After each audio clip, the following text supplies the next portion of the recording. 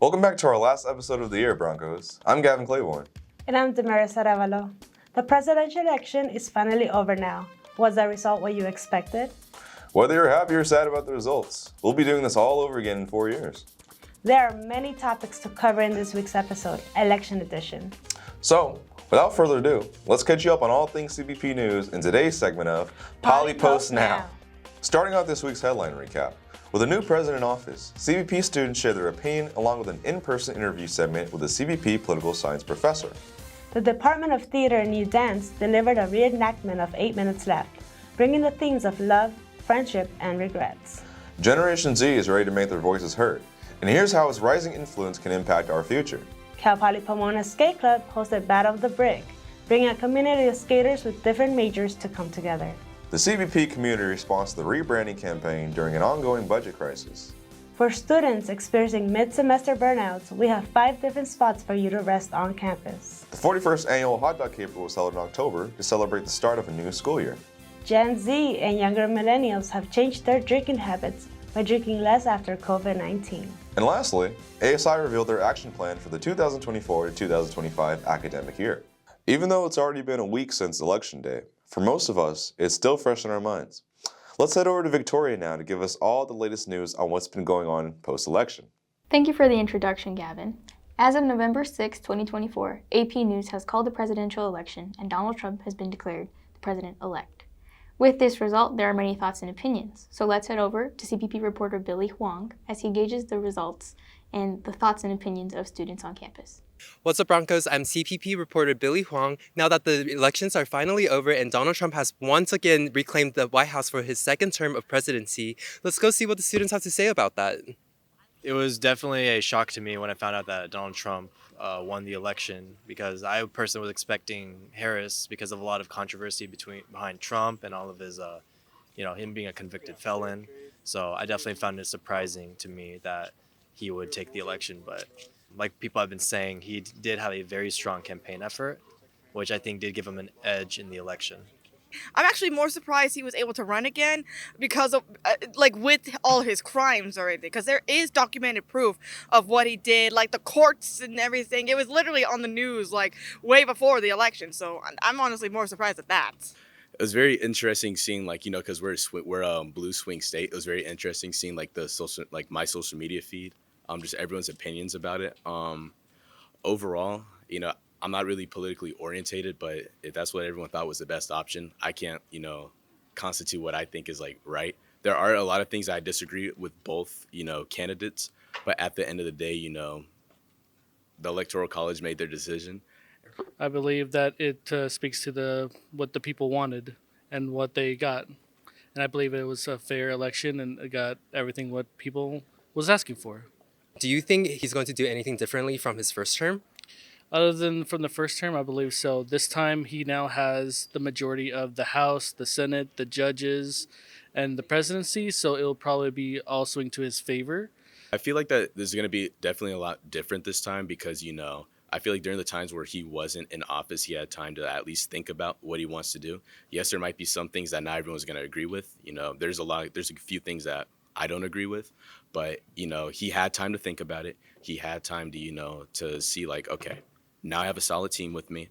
We're going to make some changes. We're going to do it differently this time. So, I think there'll definitely be a lot more changes because, it's his second run around. So, well, I heard that he said that before he gets into office, that he would want the war in Israel to be ended. And that's one thing I hope he does deal with, and that the war in Israel will be ended. All right, awesome. And how about you? I think I would second that. I would like him to make sure that's a priority and end the indiscriminate killing that's happening to Palestinians and make sure that they get their rights fulfilled. And that's what we can do. The U.S. can end this war today if they wanted to. And so, he's in office, so I think it's incumbent upon him to do that, and we will keep on raising our voices to make sure that he hears us. Thank you, Billy. I'm here with the chair of the Political Science Department, Dr. Mara Guerrero, to talk about what happened this election cycle and what we can expect next. So my first question to you is about swing states. As we know, swing states are really the ones to watch throughout the entire election.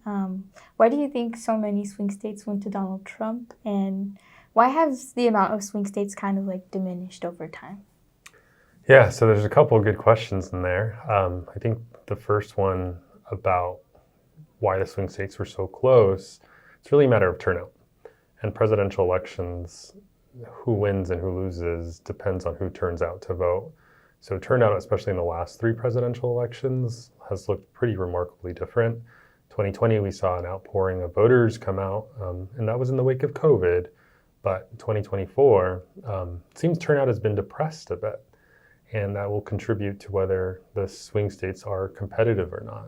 There's less people voting, and I think at least initially, some of the conversation is that the election had been a foregone conclusion for a lot of voters, that people were resigned to vote for Donald Trump and weren't really considering Kamala Harris.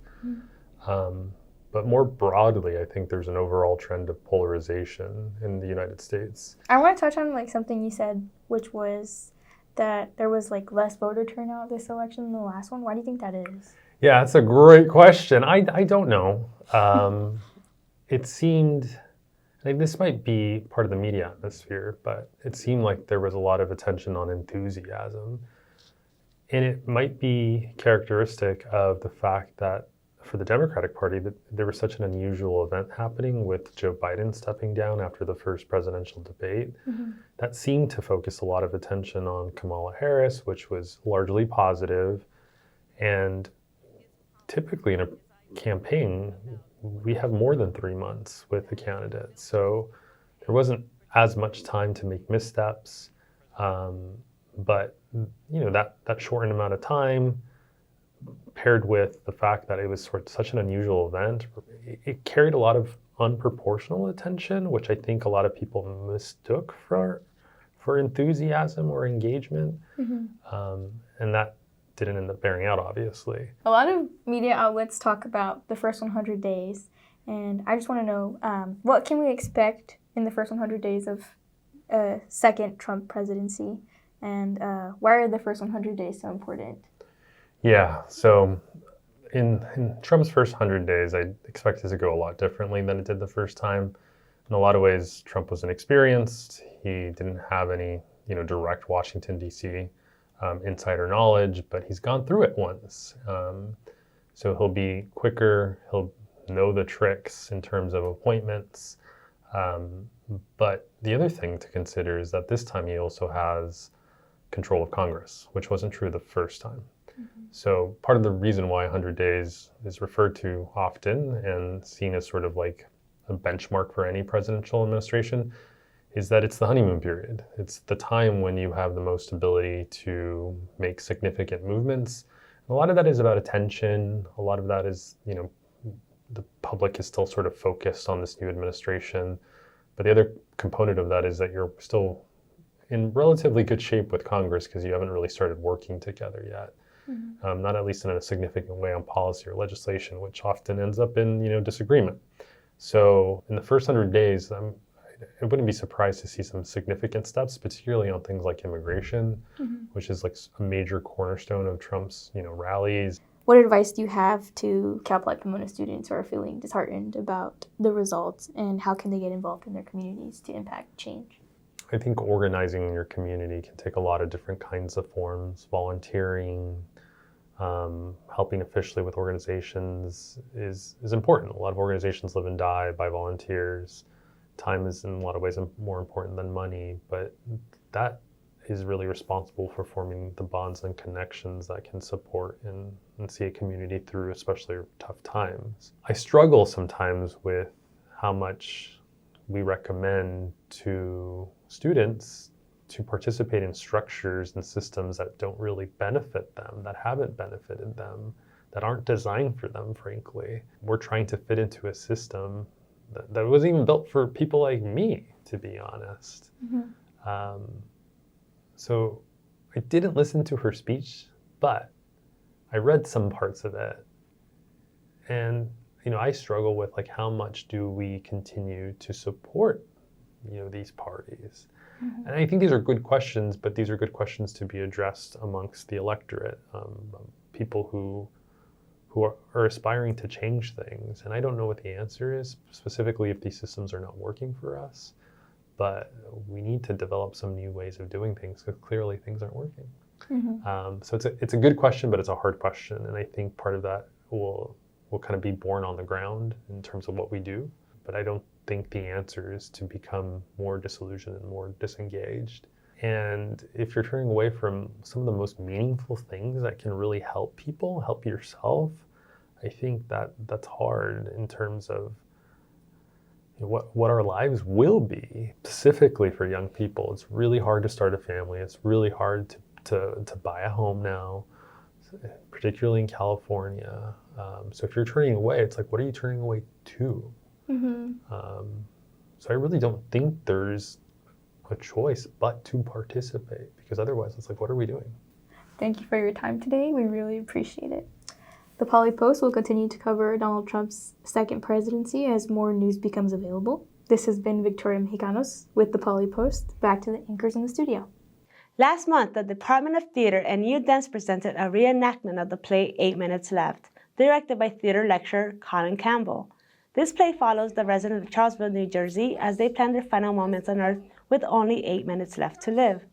This play depicted 10 storylines of what the residents of Charlesville did with their time, and showed their intimate humor of humans in crisis. What did you think of the show? Leave a comment below and let us know your favorite moments of 8 Minutes Left. With a record-breaking increase in political activity among Gen Z members, many of them have shown interest in shaping the future of America.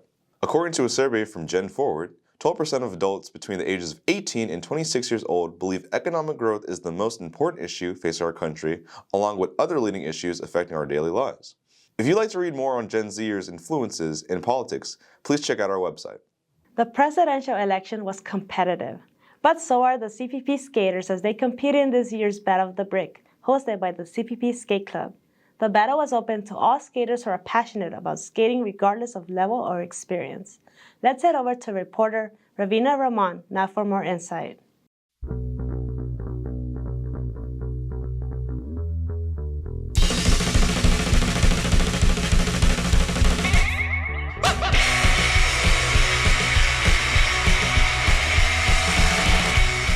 Hi Broncos, I'm your host Raveena with the Poly Post.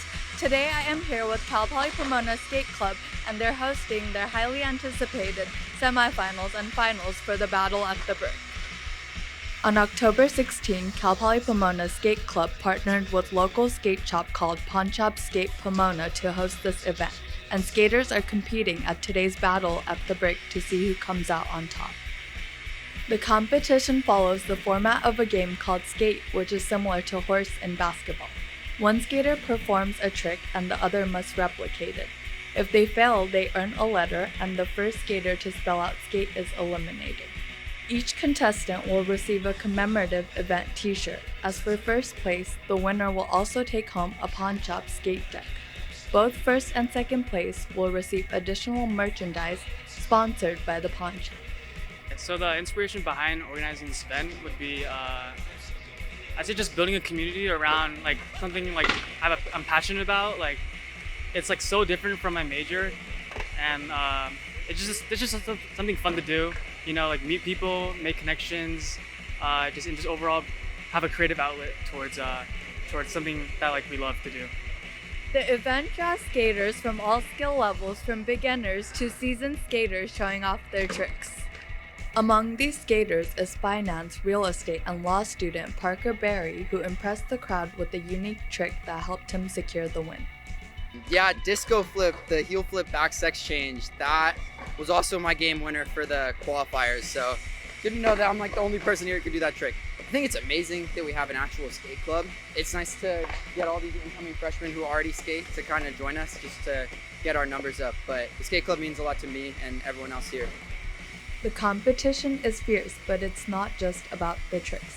The event is also a platform for skaters to bond and build connections. But beyond the tricks and the prizes, events like Battle at the BRICC foster a true sense of community. Skaters here aren't just competitors. They're a group that values creative outlet and connection. It's like brotherhood. You got people you know, you got people doing the same stuff as you. You got time between classes, you call up one of the homies and skate with them. It just makes it a lot more fun for everyone else, you know? Good way to de-stress too. Whether you are a pro skater or just getting on the board for the first time, events like this are what make students come together. This has been CPP reporter Raveena from the Poly Post. Thank you for watching. Community members of Cal Poly Pomona expressed mixed reactions after the Poly Post covered the initial reveal of CPP Philanthropic Foundation's plan to spend $4.1 million for a university rebranding campaign. As a response to these concerns, Amon Rappaport, CPP's Senior Associate Vice President for Communications and Chief Strategic Communications Officer, explains that in order to prevent the university's state funding from being cut, bold actions had to be taken now as an investment for the future of our university. During the October Academic Senate meeting, Rappaport said the new logo itself costs $40,000, and the remaining $4.1 million will be spent on other outreach and rebranding initiatives. For more information, please visit our website for the full article. Are you stressed about finals week slowly approaching and need a place to rest or even take a nap amid your busy school schedule? Well, you're in luck. Here are top 5 places to nap on campus. At Women's Resource Center, there is a space dedicated for napping with a bed and a screen divider to provide privacy and any interruptions. At the Pride Center, there's also a couch that is commonly used for resting. If you need a place where you can get work done with minimal distractions, consider going to the iLab in Building 1. At the University Library, there are comfortable seating on all 6 floors. But if you plan on sleeping in a quiet environment, you should visit the 5th and 6th level. At the University Quad, students can put up their hammocks or lay their picnic blankets underneath the shade. And lastly, the game room inside the BSC has cube-like comfortable chairs. And for students who find comfort sleeping with background noise, this is the spot. CBP Enterprises hosted its 41st annual Hot Dog Caper October 10th, with this year's theme being Y2K, an abbreviation for the year 2000.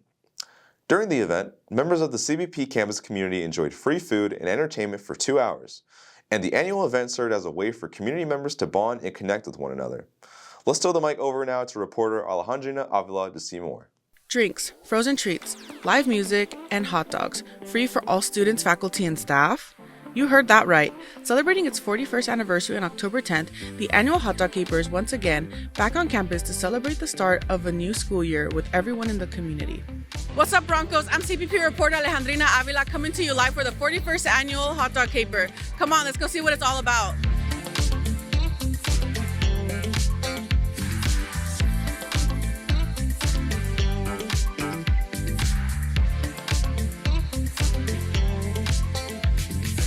What started out as a small welcome back event for the campus community in 1983 because hot dogs were believed to be an easy way to serve big crowds, the now 41-year-long tradition has returned into one of CPP's largest and most highly anticipated events of the school year.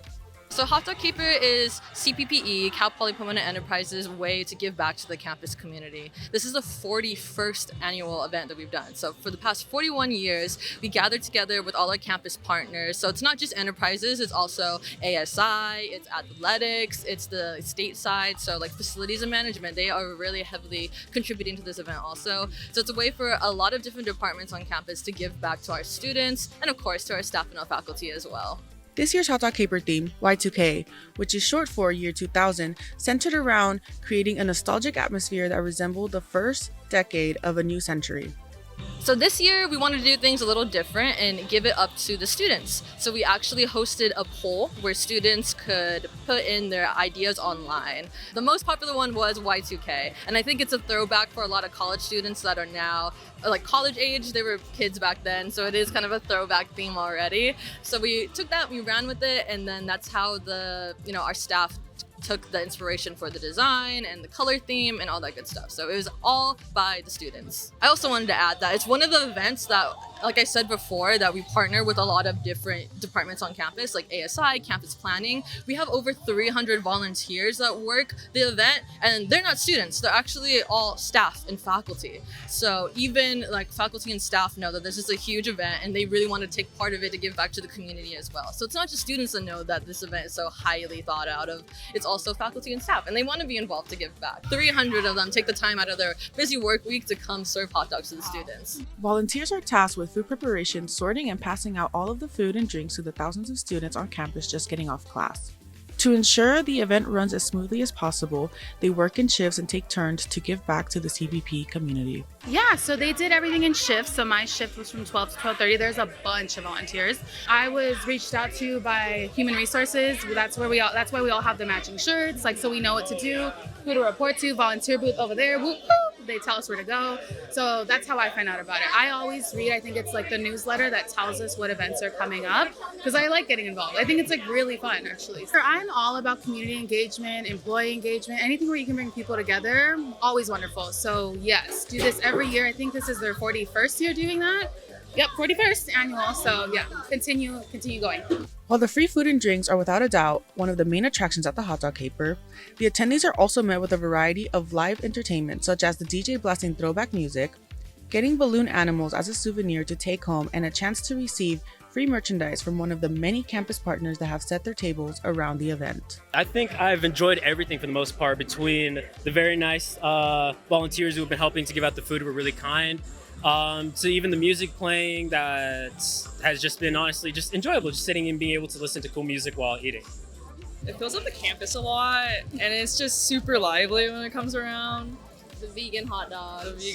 Also, all like the free snacks. The bubbly. Oh my god. If you missed this year's Hot Dog Caper, don't worry. This event happens annually, and while the date's not set yet, you can always check hotdogcaper.com for more info. So the date is not confirmed as of right now. We should have it in the next couple months. You can check back on our website, hotdogcaper.com, or if you go to CPP Dining, we also post a lot about updates and stuff like that. But we really start our marketing heavy into like the summertime and kind of coming up to the event, so it's normally not too publicized. But you can count on it being in the fall time and being on a Thursday at UR next year, and I hope everyone can make it. It's a fun event. Even though this short event only happens once a year, the Hot Dog Caper is one of the most memorable events for Broncos, as they get to make new connections with students, faculty, and staff. More events like this will happen throughout the semester, and we will keep you updated. But for now, this has been CPP reporter Alejandrina Avila from the Poly Post. A recent study published in the Nature Health Journal reported that drinking among young adults has gone down 20% in relation to previous generations after COVID-19. Through observing 234 heavy drinking young adults ages 21 to 29, the study discovered that they drank about 8 drinks less over the week and 5 drinks less over the weekend. Instead, Gen Z adults have been using their time doing recreational activities or focusing on schoolwork that will give them long-term achievement and fulfillment rather than getting a quick buzz. For more detailed statistics on this topic, please check out the story on our website. In early October, ASI unveiled their action plan for the 2024 to 2025 academic year. According to the plan, which is available on ASI's website, there are 4 separate sections which cover financial support, accountability, diversity, equity and inclusion, and education and awareness. According to ASI President Kate Wheeler and Vice President Megan Shadrick, their goal is to help every student on campus feel supported. And you can read more about the story on our website. Wow, we have some really great stories this time around, especially our election coverage. Tensions filled the air on election night this year, to say the least. We've seen all kinds of people fighting for victory, but nothing compares to just how intense CPP sports has been as of lately. Let's kick it over to Isaac and Nick for today's segment of Poly Post Sports. What's up, Broncos? My name is Isaac Cox. And I'm Nick Lira. Now that the elections are finally over, it's time to focus on what really matters, sports. That's right, Isaac, and there's no better time than the election season to focus on the postseason for all our fall sports in today's segment of Poly Post Sports.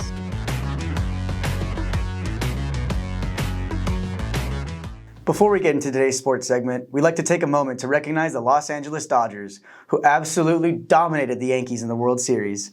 The Dodgers look to create a dynasty as they are the only team that has won more than one championship within the decade. Check out the Poly Post Instagram page to watch our staff writer Jacob Rodriguez interview fellow students and see how they felt about the Dodgers getting over their playoff slumps. Approaching into volleyball, the Broncos are standing at an amazing record at 20-1, completely killing out on the court with a 16-game win streak, leading them to a historical milestone. Our volleyball team has gained their 7,000th career win and moved up into the rankings at number 4. Not to mention, these past 8 games they played all have been sweeps, leading them to victory 3-0. Our Broncos are on a roll, and as the season is inches from being over, the team is showing they have what it takes when the CCAA tournament comes around. Broncos volleyball is scheduled to play this weekend against Cal State San Bernardino on Thursday at 7 p.m. and San Francisco State Saturday at 1 p.m. Now kicking the ball over to CPP soccer. Men's soccer had a relatively stagnant October as they tied 5 out of their 8 games, but won their other 3 games against CSU East Bay, San Marcos, and Monterey Bay. CPP women's soccer, on the other hand, kept their flame burning as they won a total of 5 games out of 8, tying 2 games, one to CSU Monterey Bay and another to Dominguez Hills. With their first loss of the season coming against the Stainless State Warriors, let's throw it over to reporter Cael Cross now to give you more insight. Hi, my name is Cael Cross, staff writer for the Poly Post, and I'm here at Kellogg Stadium today where the Cal Poly Pomona's men's and women's soccer team take on Cal State Dominguez Hills. The women's team looked to extend their unbeaten streak to 13 games following a win on Thursday against Cal State LA, while the men's team also looks to extend their unbeaten run in conference play, hosting a 3-0-2 record. The women's game kicked off first, and the Broncos started off strong, holding most of the possession of the ball. The Broncos found themselves in space on the wing several times during the first half, yet struggled to get any real momentum going. The Toros stayed strong defensively, not giving up many clear-cut chances, and despite the Broncos outshooting their opponents 7-2, there wasn't any real momentum for either side. The second half saw a much stronger showing for the Broncos, with the ball staying on the Toros side for the majority of the half. The defense was very strong with pressing, leading to no shot attempts by the Toros in the second half. Shots were peppered at the Toros goal, particularly from forwards Alexis Macias and Chloe Green, with the Broncos totaling 22 shots on the game, 8 of those on target, but it wasn't enough to find the back of the net, and the match ended 0-0. CPP moves to 11-0-2, keeping their undefeated record, but now with a second draw on the season.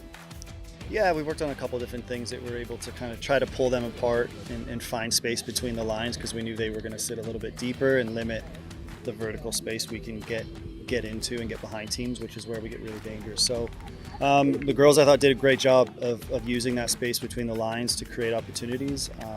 It's hard when you have that many people in the box to find first and second balls. But I think at the end of the day, for us, the control in the second half was a testament to their communication and commitment to what we were trying to achieve there. We just need to get a little bit better on the final moment, and we're going to do that this week. I think one of our main focuses was staying positive no matter what happened. I think that's a big thing that we just have on our team in training off the field. If anybody makes a mistake, it's just move on to the next one. We have your back. We have our slogan 99-1, we'll pick up your slack. If you're feeling down, we got you, we'll pick it up. So I think we were just saying give whatever you can, we'll pick up the rest, and just stay positive and keep doing the things that we worked on all week specifically for this game. And one thing that we did stress on is just continue playing our game no matter what outside factors the ref, the other team gives us. Just keep continuing playing our style of game and it will come. And just being able to control it in the second half and play our style is one thing really stressful in the second half. The men's game began after, and the Broncos started well, winning 2 corners in the first 10 minutes. Both teams were highly physical in possession duels, but the Broncos continued pressing, leading to a shot off the post, followed by a big reaction save from Toros keeper Arturo Magaña in the 22nd minute. Midfielder Logan Kaufman scored off of a corner to put the Toros up 1-0 in the 30th minute, and after the goal, Toros gained more momentum and went into halftime leading 1-0. The Broncos came out strong in the second half, winning a pair of free kicks early, and a huge shift in momentum happened in the 55th minute when Toros defender Diego Barahona received a straight red card after a dangerous challenge on defender Liam McFarland. The Broncos began to create a lot more chances, totaling 13 shots in the second half alone, with 23 total in the game, 5 of those on target. In the 75th minute, the Broncos broke through with a cross on the left side by defender Jasper Winslow, finding forward Jacob Singh to tie the match 1-1. The Broncos pushed forward in the last 15 minutes, trying to find a go-ahead goal, but the defense of the Toros stayed strong and the match ended in a 1-1 draw. CPP moves to 3-0-3 in conference play and 8-1-4 overall after the result, holding their number 17 spot in the NCAA rankings. Just to go around a little bit more, we just felt, especially after the red card, it was we have a lot of space on the widths. So we tried to do that in the first half, and I don't think we quite got it off, but we won a lot of corners and then whipped a lot of corners in. We had a lot of chances from corners. So second half was kind of the same thing. It's get it around them, try to get corners, try to get balls into the box, and fortunately enough, that goal came from that. Yeah, I just knew coming off the bench we were still 1-0 down, so I just tried to make a difference when we got out. I was trying to get another one too, but we got a tie at the end, and unfortunate to not get the win. Although the results may not have been what the Broncos wanted, both teams fought hard for key results in difficult fixtures. The women's team continues their unbeaten run, extending it to 13 games in all competitions, while the men's team continues to fight for first place in conference play.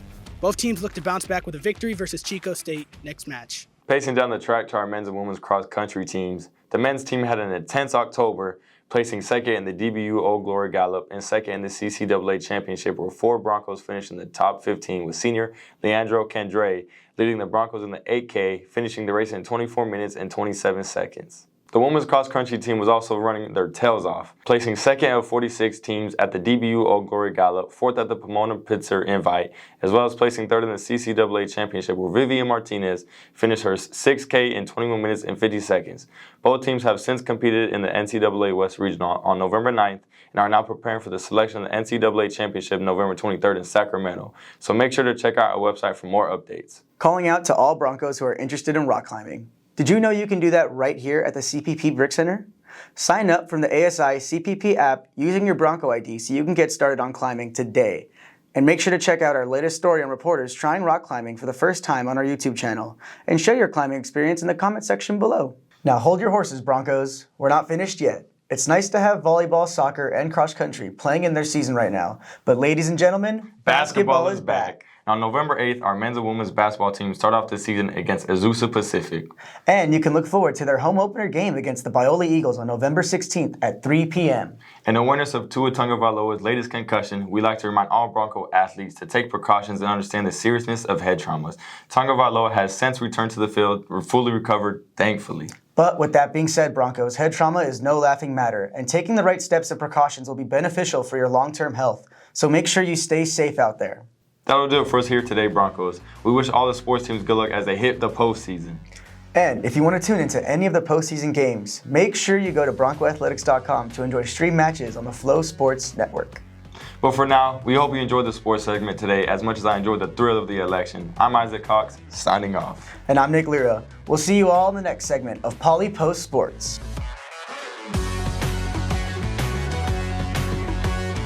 While it might not feel like the semester's ending just yet, this will be the last monthly episode of the semester. We hope you've enjoyed all the content we put out for you until now. But that doesn't mean we're completely gone for the semester, as we'll still be uploading new stories when they come out, so you can at least look forward to that. Can't get rid of us that easily. But for now, that's all for today's episode, Broncos.